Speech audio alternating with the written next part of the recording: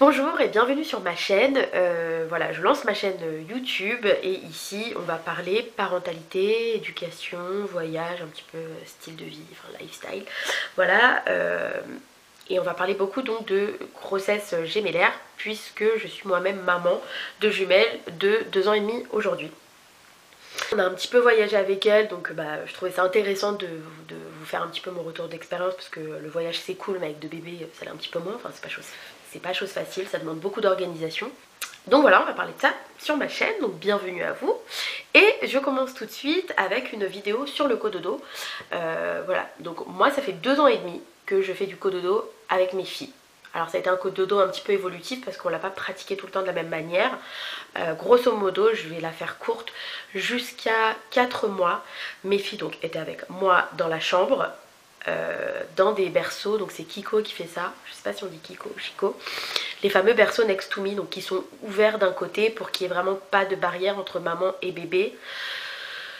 Alors c'est vrai qu'ils sont pas donnés à l'achat, surtout que on les garde pas très longtemps puisque c'est vraiment fait pour des petits bébés. Néanmoins, quand on a des jumeaux, là où ça peut vraiment être intéressant plutôt que d'acheter voilà, des trucs qui servent à rien, ça pour le coup ça servait pas à rien parce que quand on a des jumeaux, on a des réveils multiples, mais x2 du coup. Et donc ça franchement c'est pas du luxe pour une maman et c'est un achat utile. Et d'ailleurs je pourrais faire une vidéo là-dessus, voilà, par rapport à ces berceaux, parce que vraiment pour le coup ça m'a sauvé la mise, ça m'a sauvé les nuits. Donc ça a été grosso modo jusqu'à 4 mois. Donc moi j'étais dans mon lit et puis voilà, je passais à droite, je passais à gauche, voilà, pour m'occuper de mes bébés.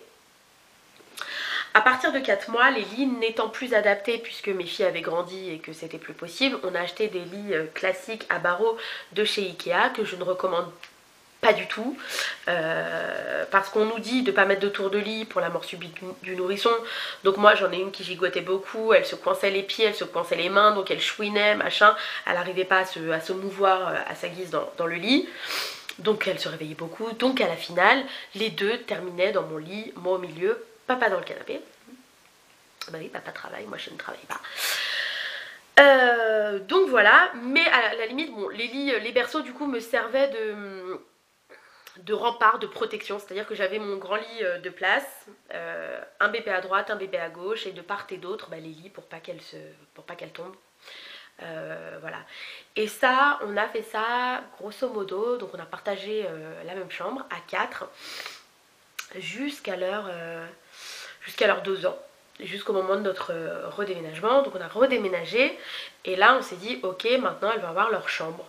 On leur a préparé leur chambre, mais moi mes filles, n'ayant pas l'habitude d'être enfermées dans un lit, je ne voulais pas du coup repositionner ces 2 lits à barreaux. Au final elles étaient allées très peu dedans, donc on leur a acheté un grand lit de place, hein, un 160, on leur a acheté un grand lit de place qu'on a posé au sol, voilà. Et alors là c'est un cododo, on va dire un petit peu freestyle, c'est que moi je les accompagne au sommeil, je ne les pose pas et je leur lis une histoire et salut, ciao, je vais faire ma vie. Non, je les accompagne, je les fais s'endormir, c'est ma façon de faire, je dis pas que c'est la meilleure.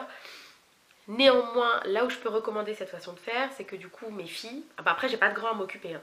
Je n'ai qu'elles, mais mes filles n'ont pas fait d'ancrage négatif sur le sommeil, donc elles sont contentes d'aller au lit, on y va, on lit une histoire, elles s'endorment et je m'en vais.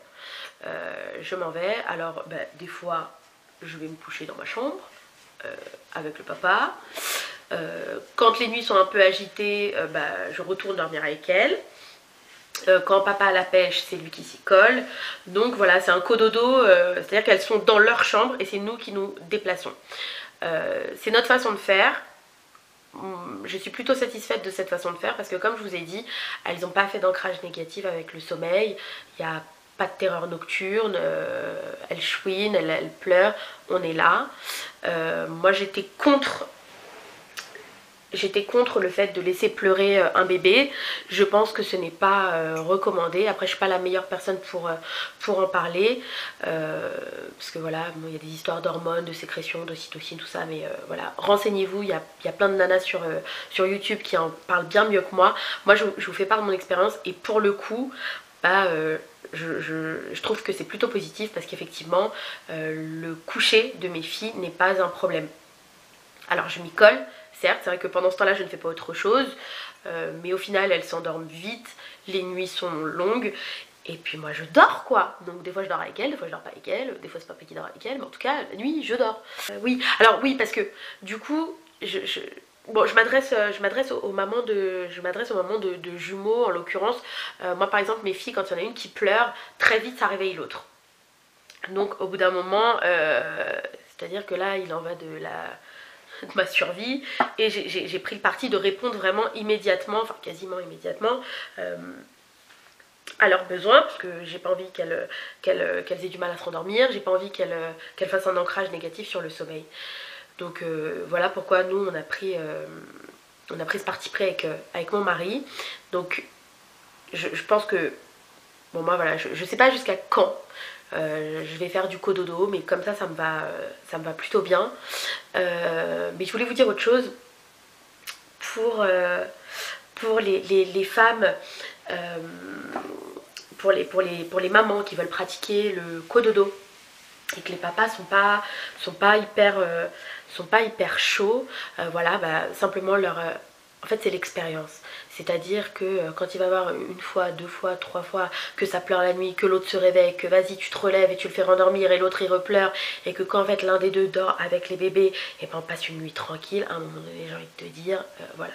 Je pense que les enfants ne sont pas capables eux-mêmes de trouver la force en eux, de se raisonner la nuit dans le noir. Parfois même nous adultes on peut être angoissés, il y a des femmes qui n'arrivent pas à vivre seules, il y a des femmes qui n'arrivent pas à dormir seules, voilà. Je pense que nous-mêmes on peut être angoissés, alors on a des trucs, on a des applis, on a des bouquins, bon puis on est des adultes, voilà, on essaye de se raisonner.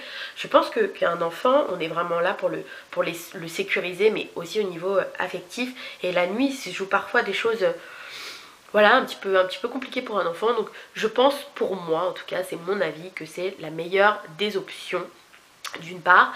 Et pour ceux qui vous diront non, laisse-le pleurer, tu vas lui donner des mauvaises habitudes, machin, bah écoutez, laissez-les parler, j'ai envie de vous dire. Voilà. En plus, les mentalités évoluent. C'est-à-dire que bah, moi j'ai 32 ans, donc je suis née dans les années 80. C'était pas vraiment ce qui se faisait à l'époque. Et mes parents, donc les grands-parents, ont très bien accepté. Enfin, ils ont trouvé ça plutôt normal et puis plutôt positif. Et j'ai la chance même de pouvoir faire garder de temps en temps mes enfants par des grands-parents qui vont pratiquer le cododo avec mes filles. Ou la tata qui va pratiquer le cododo avec mes filles. Donc voilà, tout ça pour vous dire. Je m'éparpille un peu, c'est assez brouillon, mais je vous demande d'être indulgent, c'est ma première vidéo YouTube. Mais tout ça pour vous dire que, voilà, quand on a des jumeaux, alors bon, déjà un enfant c'est compliqué, je sais pas ce que ça fait d'avoir un bébé, mais je sais voilà, que c'est compliqué. Deux, c'est vraiment très compliqué. C'est très éprouvant physiquement, moralement. Donc à un moment donné, il faut aller...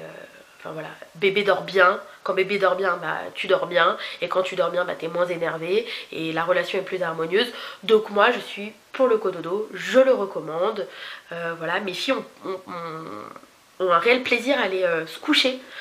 J'entends parfois, alors elles sont peut-être encore petites, hein, je sais pas trop, mais j'entends parfois des mamans dire que voilà, le sommeil c'est compliqué, l'endormissement c'est compliqué, ils se réveillent, et vas-y, pipi, verre d'eau, machin. Je n'ai pas ce problème. Il y a eu les dents par moment vers 6-7 mois où là j'en avais une qui pleurait. Il y a les fameuses coliques du nourrisson, mais là je ferai des vidéos sur le retour de maternité parce que là c'était coton. Voilà. Mais de manière générale, je recommande vivement et aux mamans de jumeaux de faire du cododo parce que je veux dire, la base c'est le sommeil quoi. Et pour être un bon parent, pour être un parent bienveillant, c'est le mot à la mode en ce moment, mais c'est vrai, pour être un parent bienveillant avec son enfant, il faut déjà dormir suffisamment, récupérer de l'après-accouchement, récupérer des premiers mois qui étaient compliqués. Donc voilà, aujourd'hui je dors, ça se voit pas, mais aujourd'hui je dors, mon mari dort aussi, et mes filles elles dorment et elles sont contentes d'aller au lit. Parfois même c'est elles qui me tirent en disant allez maman dodo, et elles montent les escaliers et on va dodo, on lit une histoire, j'éteins la lumière, boum, câlin, elles s'endorment et tac, je me sauve et voilà. Donc ça c'est vrai que n'ayant pas de grand à m'occuper, leur consacrer 30 minutes voilà, pour les endormir. Parfois du coup je réfléchis, tiens je vais faire ci, je vais faire ça, ça me permet un petit peu de, voilà, de me mettre moi aussi en off. Donc voilà, c'était ma vidéo sur le cododo. J'espère qu'elle vous a plu, j'espère que j'ai pas été trop confuse, et j'espère quand même qu'elle vous a un petit peu convaincue de pratiquer le cododo. Et surtout, oui, au niveau de l'équipement, pas la peine de se ruiner, d'acheter des trucs, des conneries, des machins, des mobiles, ça sert à rien. Pour moi, voilà, deux berceaux, les Next to Me, ou alors un berceau, puis vous le bricolez, vous enlevez un truc, un machin, voilà, je sais pas, vous enlevez le bidule, quoi, pour coller ça au lit.